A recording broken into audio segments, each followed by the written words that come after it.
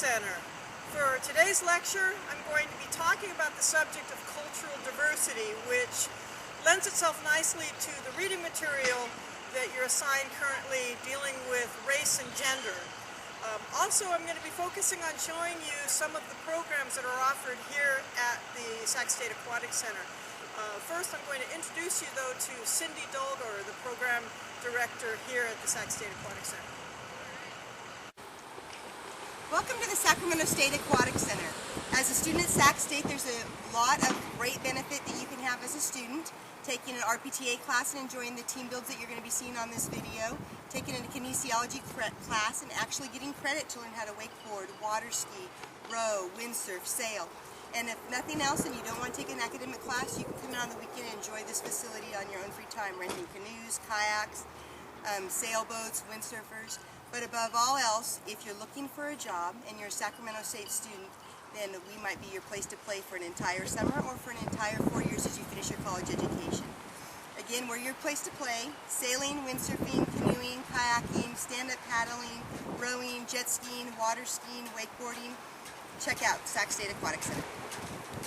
Going down! Down! Bring it down. We're losing it. We're losing it. It's gone. Drop it. Okay. Drop it. I'm already on the floor. You gotta drop it lower. Okay, next one, we're going all the way down. 1, 2, 3, down. All the way down. All the way down. Let it go. Just let it go. 1, 2, 3, down. Close enough. Nope. Bring it back up. Link it up. It's only their feet. Good job. That looked like a good idea.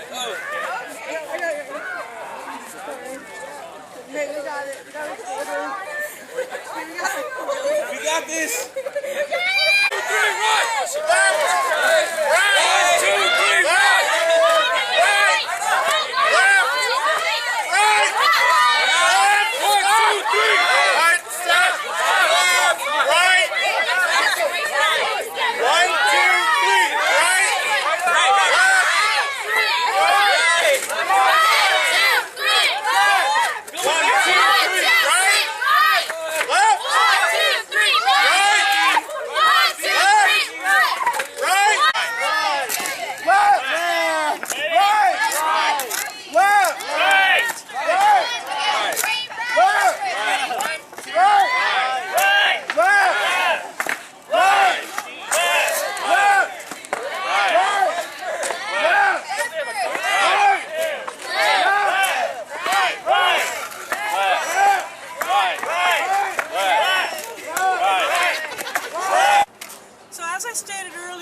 Your textbook reading is going to be focusing on race and gender, and so what I wanted to do is augment that a little bit by talking about culture. So first, let me give you a definition of culture. Culture is a way of life of a given society passed down from generation to the next generation through learning and experience. So take a moment and think about what culture you align yourself with. Sometimes it relates to a country that you're from, or a region. For example, since I am your basic Heinz 57 varieties combination of Portuguese, Hawaiian, German, English, Irish, Dutch, if I were to tell you what culture I align myself with, I would say the California culture, or being an American. So take a minute and think about what culture you align yourself with. So the next thing I want to introduce you to is a term that's called the multicultural exemplar. And a multicultural exemplar is an individual who values cultural diversity and has unconditional respect for other people. It's someone who is highly skilled in intercultural communication and serves as a bridge and mediator between members of different cultural groups and acts as a role model for others. So would you consider yourself a multicultural exemplar? Someone that basically embraces the diversity that exists within us. Is it really? Yeah, I'm used to this being like 42. Well, I don't know if they're really letting any water out. No, they are, because we're watching that. Back pedal, come into the docks, slow down.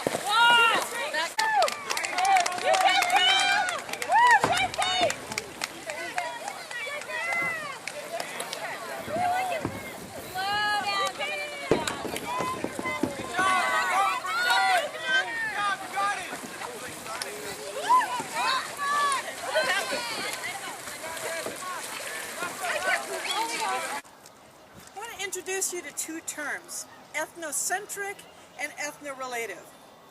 Starting with ethnocentric, this is a person who uses their own set of standards and customs to judge all people, often unconsciously.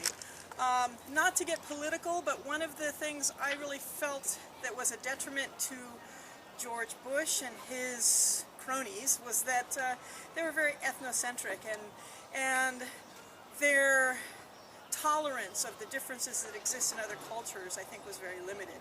Again, I apologize for getting political, but this seemed to be an example that really stood out for me. The next term I want to talk to you is ethno-relative. And this is an ethno-relative individual as someone who's comfortable with many standards and customs and is able to adapt their behavior and judgments to many interpersonal settings.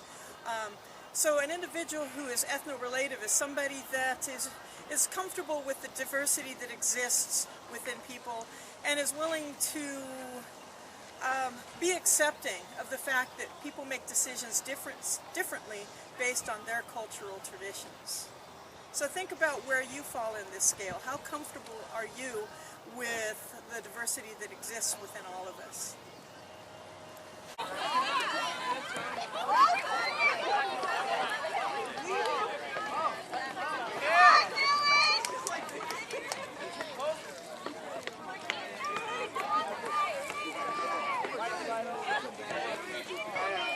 Now I'm going to introduce you to some terms that you're probably familiar with, but worthy of mentioning because they tie into a discussion of culture.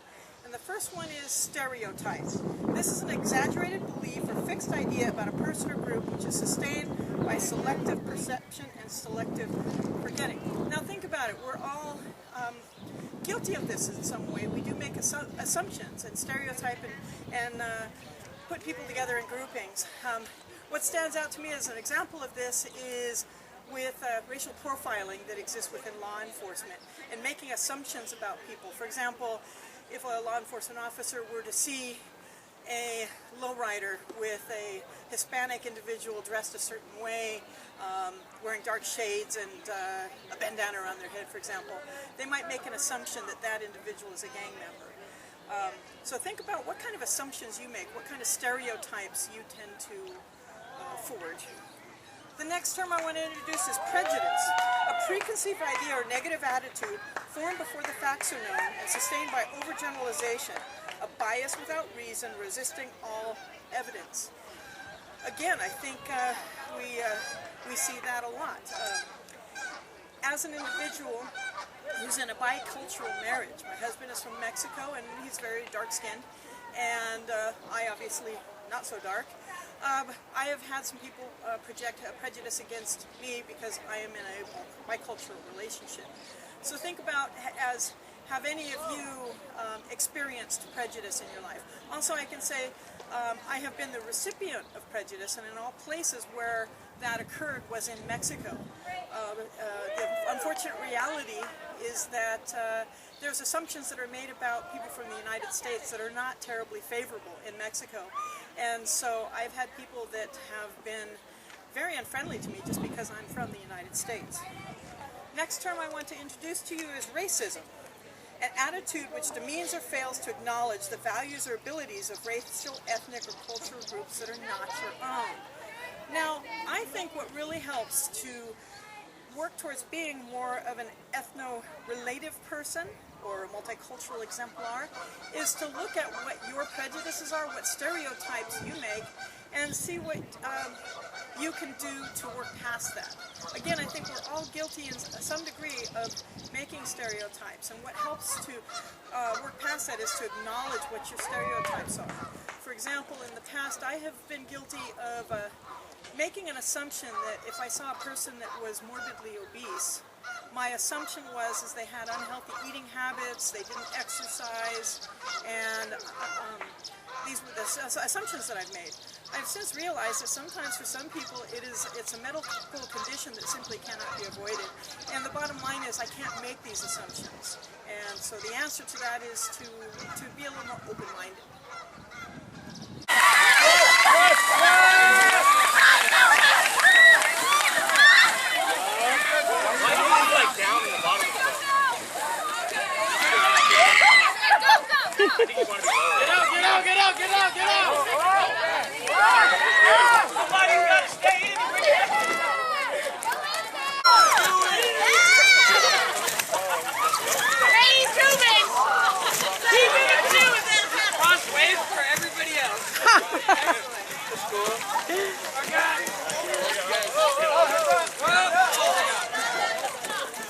Last piece of information I want to give to you is Hidalgo's 3 levels of culture. So as I present these 3 levels, I want you to think about how these levels relate to how you align yourself with your culture.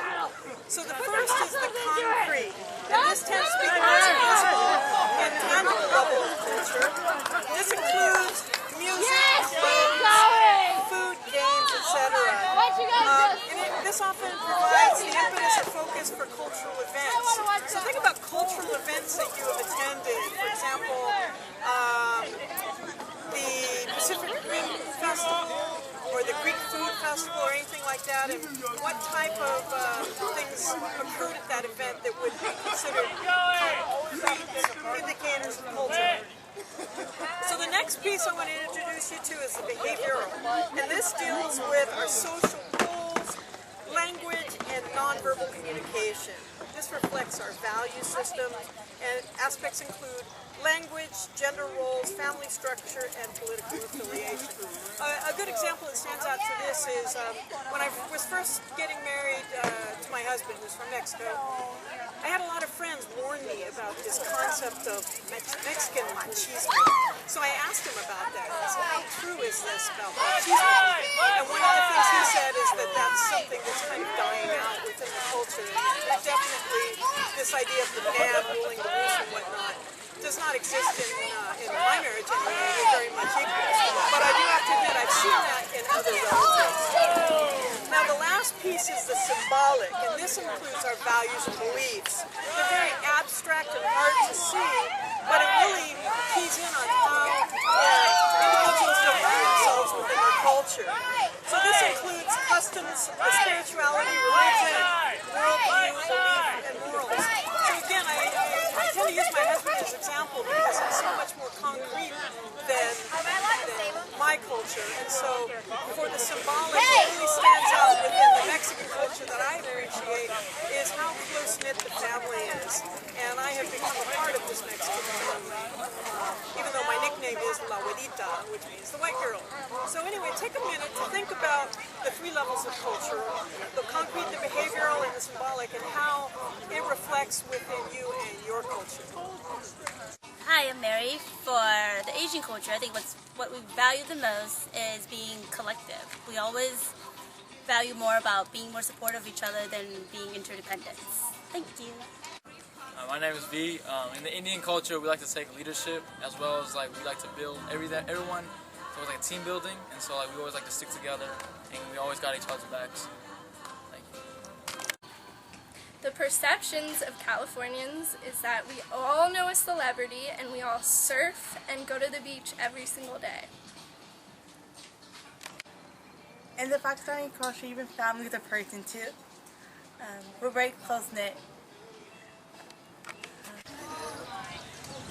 Oh, you totally got this. Grab the top rope. Slow and steady, waiting for the race. Oi, oi, oi, oi. Nice. Pull me on. Yeah, the short one's coming now. Can we go barefoot? No, Yeah, what's that? We got flip-flops real quick. yeah, if you guys have flip-flops, you guys can go barefoot. Yeah. Okay, cool. So wrap your hand in there. You might get stuck. That's the deal breaker. Jump, jump, If you're jump. gonna fall, just let yourself fall. Don't try to fight it, because there's sometimes dudes will fall right here, and then they're like, ah! And then they roll off. Yeah, grab high on the rope. Or as you fight it, you end up with rub burns. I get both. They don't hold more than Let Rich get that wide. Okay, point the nose support out, Victor. Out, that way. Walking.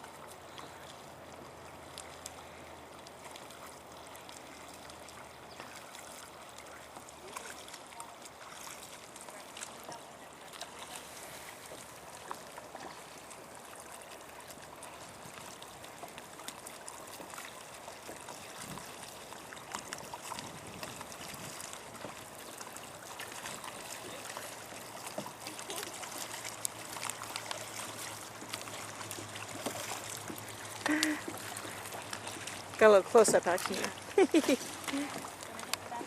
Oh, that's okay.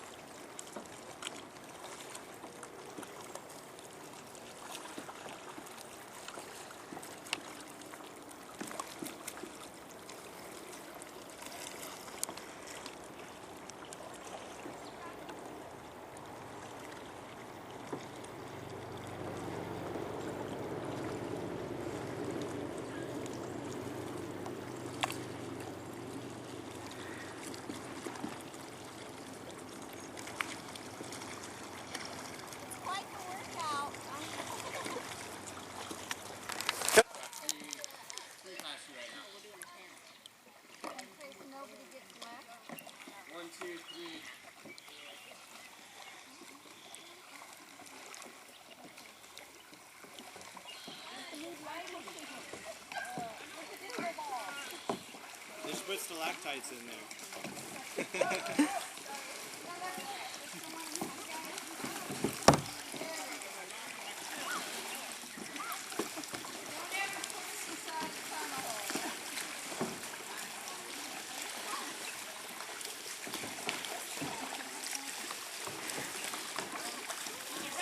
You know, I hate my picture taken.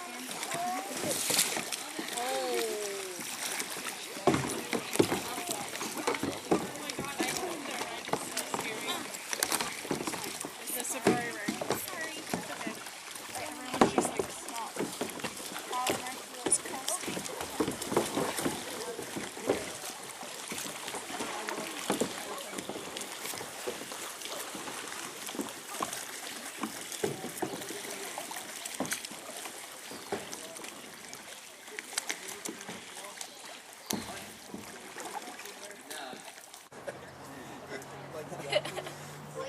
Okay, now turn around and smile.